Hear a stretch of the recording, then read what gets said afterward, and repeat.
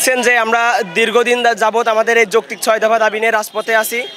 মাঝে কিছুদিন আমাদের কর্মসূচি কঠোর কর্মসূচি দেওয়ার ফলে আমাদেরকে আশ্বাস দেওয়া হয়েছিল যে প্রধান উপদেষ্টার হস্তক্ষেপে শিক্ষা উপদেষ্টা সহ শিক্ষা সচিব সহ অনেকে আমাদের সাথে বসবে এবং আমাদের যৌক্তিক দাবিগুলো মেনে নেবে, কিন্তু তারা আমাদের সাথে প্রতারণা করেছে। আমাদেরকে ডেকে মাথায় হাত বুলিয়ে আশ্বাস দিয়ে আবার বাড়ি ফিরেছে। বিগত যত কর্মসূচি আমরা করেছি, যত আন্দোলন করেছি, সেম কাজ আমাদের সাথে আগেও ঘটেছে, এবারও পুনরাবৃত্তি হয়েছে।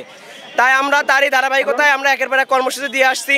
আমাদের 2-1 দিনের ভিতরে আমাদের আবার যার ফলাফল আসার কথা, যেটা বৈঠক হয়েছিল 2 দিন তারা সময় নিয়েছিল, সেটা যদি যৌক্তিক কোনো আমাদের যদি কোনো অগ্রগতি না দেখি আমাদের 6 দফা দাবি, তাহলে আমরা এখন যেরকম শান্তিপূর্ণ সমাবেশে শান্তিপূর্ণ কর্মসূচি দিচ্ছি, এর থেকে আমরা কঠোরে যেতে বাধ্য হব।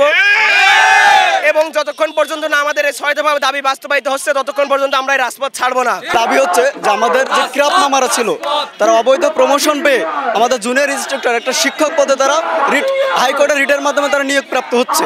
আসলে এটা তো কোনোদিন কাম্য না। একজন ইনস্ট্রাক্টর সে তো শিক্ষক হতে পারে না।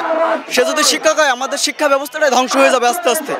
এছাড়াও আমরা দেখছি যে আমাদের পাবলিক ইউনিভার্সিটির জন্য অনেক কিন্তু ইউনিভার্সিটি রয়েছে জেনারেলদের বিষয়ে, কিন্তু আমরা এত ডিপ্লোমা স্টুডেন্ট, কিন্তু আমাদের হায়ার এডুকেশনের জন্য মাত্র একটা বিশ্ববিদ্যালয়। এটা কি আমাদের সাথে বৈষম্য না?